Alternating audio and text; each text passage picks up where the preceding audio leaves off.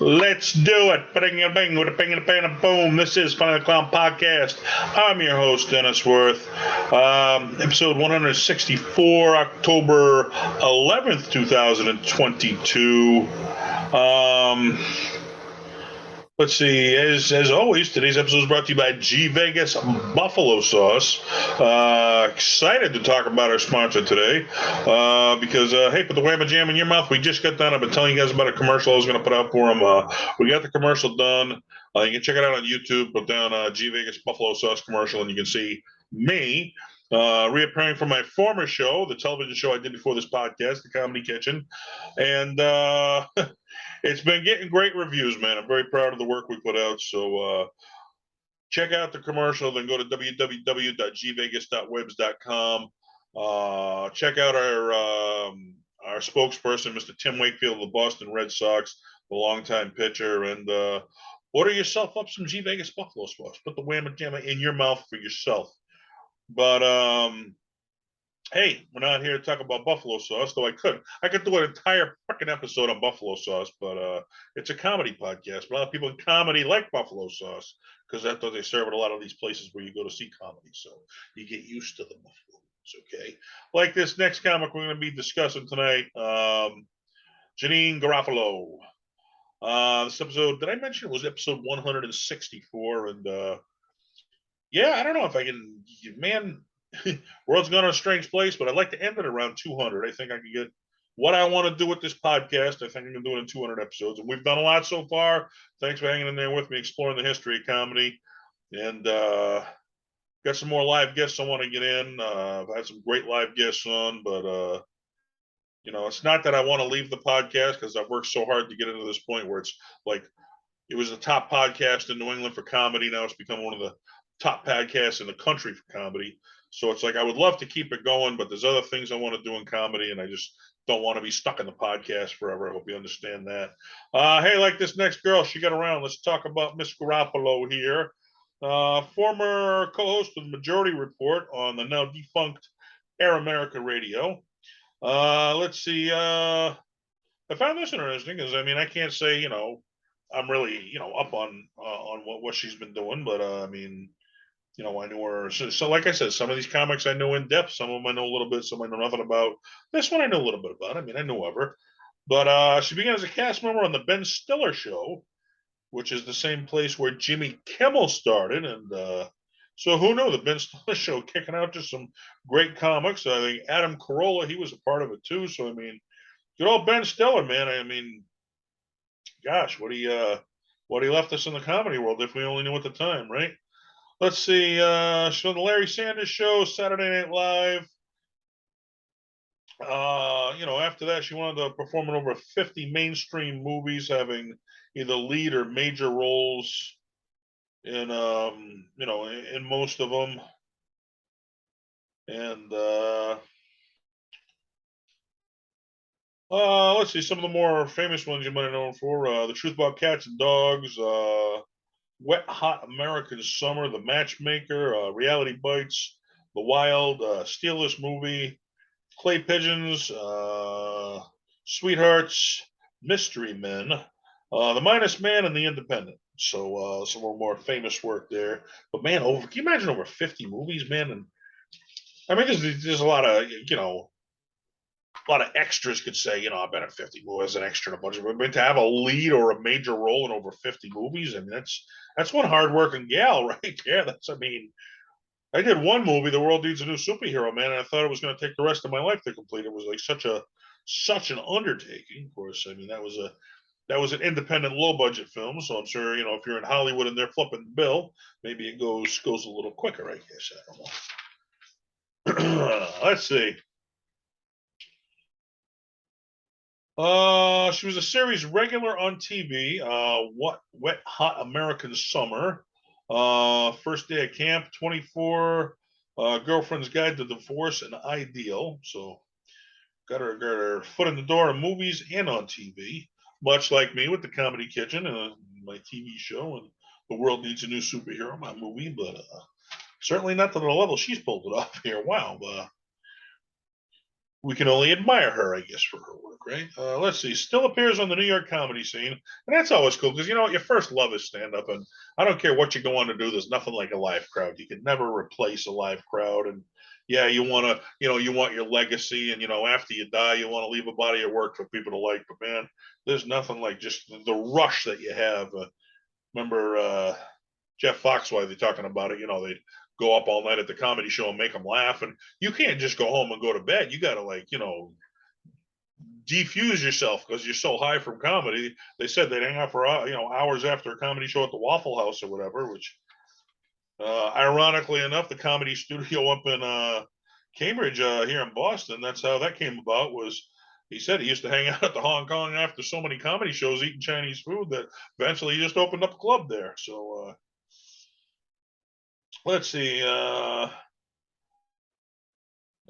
She started comedy in the pre-grunge era, known for her trademark thick black glasses and her unkempt hair.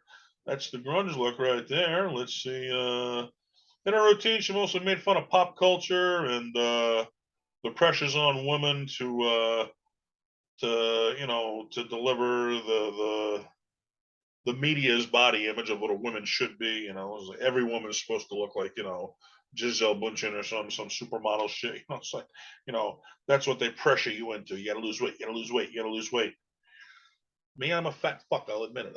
Hey, I don't care about. I don't need to. I don't need to live up to anybody's image. I'm gonna die young with a big friggin' chicken bone in my mouth, but I'll die happy. Okay, I'll die happy. I can live till 90, eating lettuce, or I can live till 60, whatever the fuck I want. So I'll miss out on a few years of drooling on myself to be able to eat some good meals. But that's just me. I'm not for everybody. Let's see. She's a frequent at the San Francisco comedy clubs. She was known for going up with a notebook full of articles to do observational comedy, where she'd make fun of some of the articles that she found funny, which I can see that because I ran a bunch of comedy rooms, and it was like I got to the point where I had people enjoying my comedy so much that they were following me around.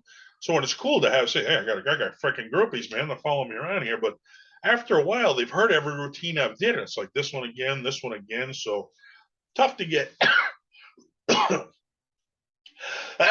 Yeah, all right. I have been sick, but sick or not, I'm doing this damn podcast. So I have a sore throat and I'm sneezing. I got a stuffy nose, but hey, sick or not, the show must go on. That's what they say. So if you hear me coughing and sneezing, that's why I'm a little bit sick. But we're gonna get this done anyway because I would not keep Janeane waiting because she deserves her spot on Funny Like Clown podcast discussing the history of comedy. Certainly, she's a big part of the history.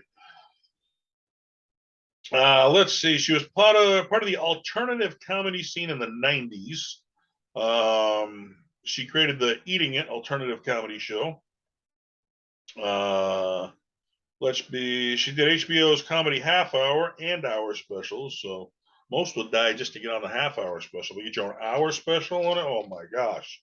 This was, now this was back in the day, everybody, this was before Netflix was around. HBO was the place to be for a while. And it was all, yeah, can you get your, Showtime, HBO, or Cinemax, or one of the pay channels? Can you get on there because you can say whatever you want on there within reason. Then it was Comedy Central for a while. They took over comedy for a while. Then Netflix came along. Now they got all the big stuff going on. Who knows what's next? You gain one thing, but you lose another. You lose driving around with your friends, listening to the hot comedy album. We've talked about that 100 times on the podcast. But hey, you can't stop technology. The future is here. Okay, so let's see. She did her half hour and hour comedy specials from '95 and '97, respectively. Got her own 1 hour special on there. She called If You Will on Epics. 2010, and plus she released it on DVD.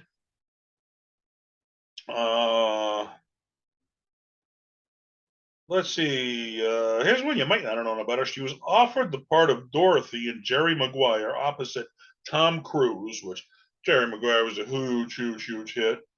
And the thing was, they said she could have the role as long as she slimmed down because you had to look sexy if you're going to play opposite Tom Cruise. So She did the Workman. She put it in after slimming down. She was notified that Renee Zellweger won the role instead. So I don't know. Would you thank him for hey, thanks for getting me skinny anyway, or hey, fuck you, I just busted my ass eating lettuce and working out every day to get your freaking role, then you go behind my back and give it to somebody else, you motherfucker. So I'm not. I don't know. I'd probably be happy I'm skinny, but on the side of me, I'm like, you fucking motherfucker. But hey, welcome to show business, man. That's how it is. I think what on the what American Idol there, what's his name? Simon Cowell. He says, you can't stand being shit on this business, shit on in this business, then get the hell out because you're gonna get kicked down more than you're gonna get picked up in this business. But you got to roll with the punches. That's the only way you're gonna make it in this business. She turned down a role in Scream, which she said because she didn't want to be involved with the violence, and but after she seen it, she found it funny, which we all did.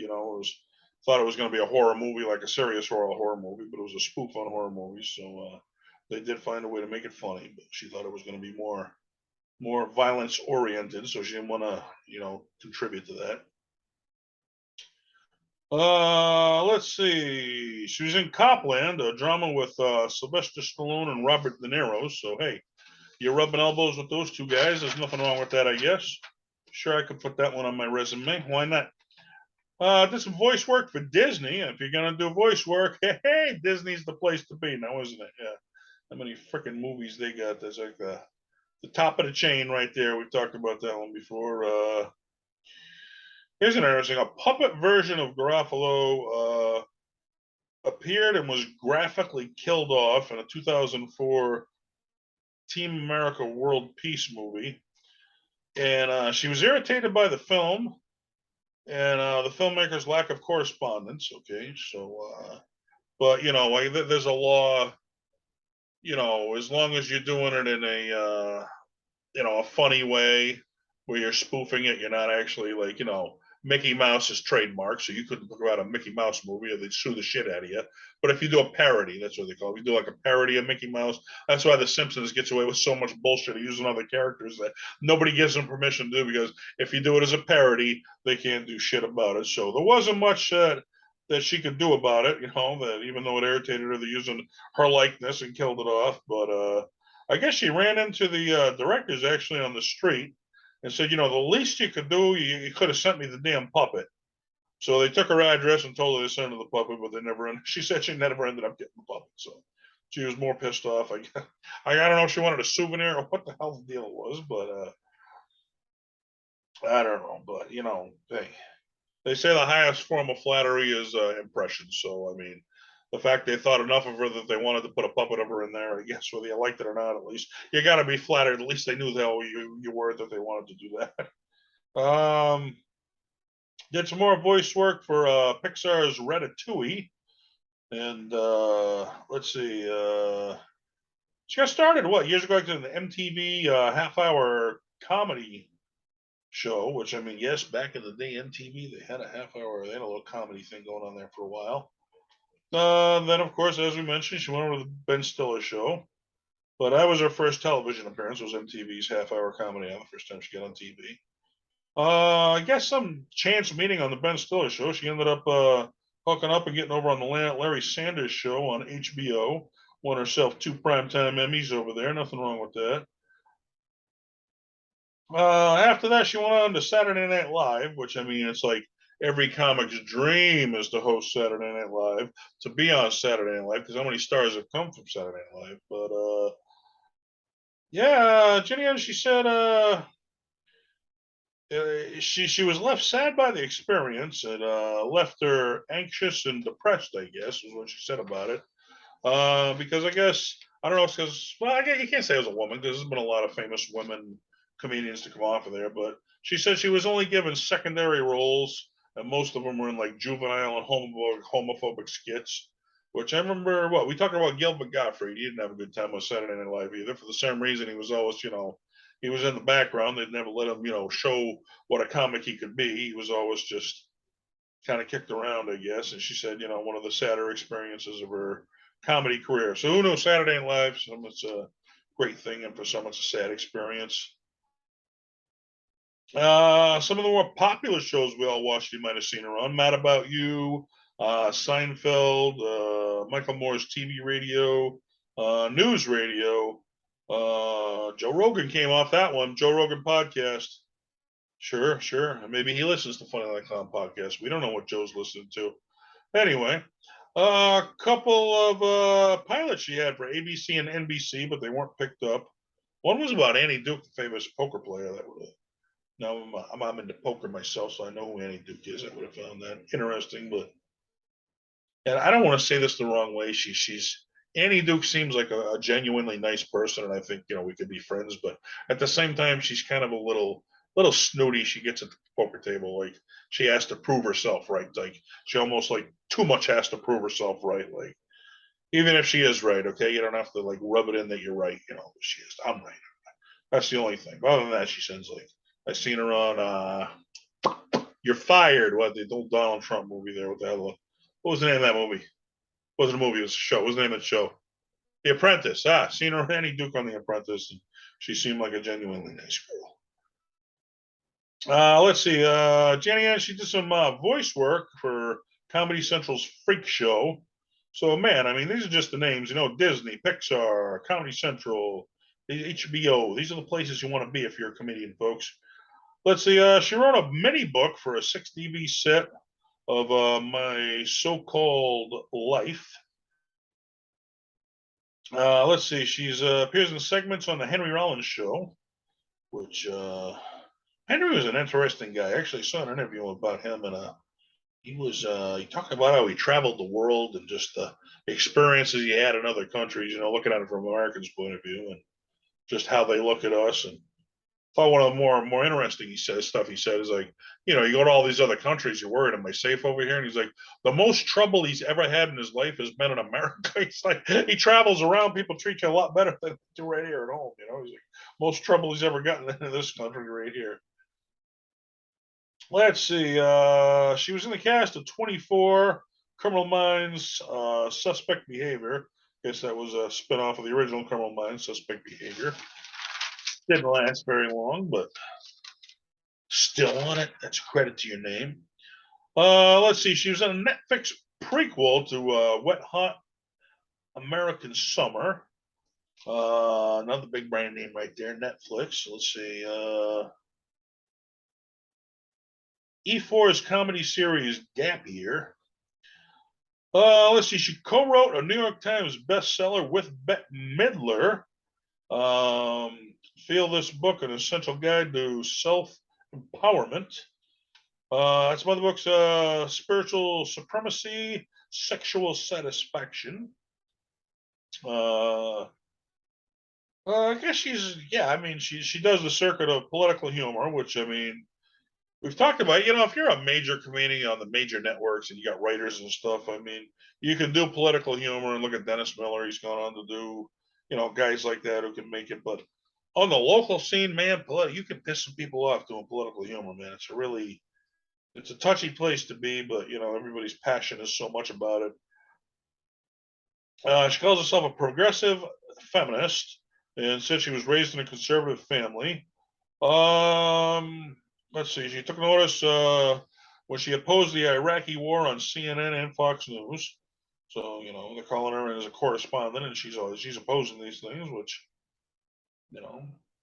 gets you recognized, I guess, in the political world. She's appeared with Ralph Nader. She's had on-air disputes with Bill O'Reilly and John Goldberg. So I guess she's tackling that political arena, which is a very dangerous arena to be in. On the other hand, if you do tackle it, you get to go you get to appear at the White House doing, White House correspondence dinners. They're always looking for comedians and stuff. So I don't know if she's ever been invited, but hey, you heard it here first on Funny Like Clown podcast. Let's get Miss Garofalo over to the White House and have her do some freaking entertaining. It'll probably be entertaining, Let's see. 2003, she joined the Anti-War March in Washington, D.C., which there's been so many marches down there in Washington, D.C., and I guess it's a cool thing to say you did, and it's like, who can beat the numbers to get the most people down there to march. But I mean, have you ever heard of a march really changing anything? It's like, well, it draws some attention, I guess. Whether you change something or not, you're drawing attention to your cause, which Awareness is the key. I'm a father's rights activist, man, and I know that better than anything. Awareness is the key if you're going to solve any problems. So I guess it's more about, drawing awareness to your cause than it is you're not going to march to the White House, knock on the door. I mean, yeah, here's our beef, and then have them change it. It don't really work that easily. But hey, if you can get some publicity out of it, then why not? She admittedly struggled with alcohol and gave up drinking in 2001. And good for her, because that is one mean disease right there. My best friend, I grew up with since we were little kids, man. He was a chronic alcoholic, and he tried it, fought it, went to AA, couldn't beat it, and ended up taking his own life. It just, man, I saw how a once great man was just taken down by this horrible, horrible thing we call alcohol. And so good for her for getting the help she needed and having the strength to do that. Now I am a bigger fan. Let's see. Here's a funny one. Can you imagine this one happening to you right here? She married Robert Cohen, who was a writer for the Ben Stiller show, in 1991 in Las Vegas, because they got the Elvis weddings or whatever, drive-by weddings, whatever. She said, which most people, you get drunk out there, you do things as a joke. I think. Oh, what's her name there? The singer. Yeah, how many singers went to Vegas and got married? Now it's gonna bother me. I can't think of her name. Britney Spears. She did the same thing. Got married out there. To get divorced a day later. But she said they only did it as a joke, because you walk into these things. Yeah, let's get married as a joke. Where she thought, if she didn't file the paperwork at the courthouse, how could it possibly be legal? But in Vegas, you don't have to do that crap. They made it legal without doing it. So little did she know, she did a joke of them getting married, and it was an actual real marriage, and they weren't married. And they didn't even find out, I guess, till later on. Cohen went to get actually married, and he was informed, hey, you already are married, and you need to get divorced before you get married again. So I guess they went and got it taken care of. But if that ain't a freaking routine in comedy, I don't know what is, man. I got married in Vegas as a joke, and come to find out I was actually married. Well, what happens in Vegas stays in Vegas unless you're married. Then you got to get that shit taken care of in a courthouse outside of Vegas and let them know the stupid shit you did while you were down there. This is Funny Like Clown Podcast. Yeah, hats off to Janeane Garofalo, man. I mean, quite the comedy career, and every local comic can only, you dream about a storybook, thing like that. I mean, you're doing good in the comedy club. Somebody notices you get on this little show on MTV, where your first television appearance, you get noticed. All of a sudden, you're on this little up and coming show, the Ben Stiller show. Then all of a sudden, you're freaking here, there, Larry Sanders, Saturday Night Live.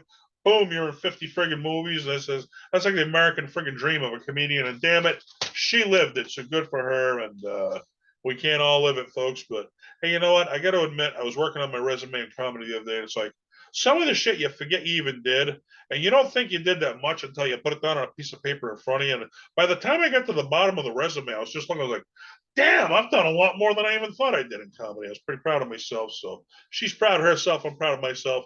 Hopefully you're proud of yourself. Whatever you do, you take pride in it. I don't care if you shovel shit, you get a golden pitchfork, and you just take pride in whatever you do. Be the best at whatever you do. I don't care what you do in life. That's what's going to get you ahead. Okay. Till next time, this is Final Clown Podcast. Go check out my new commercial for G Vegas Buffalo Sauce. Don't forget to do that. It's on YouTube. G Vegas Buffalo Sauce commercial.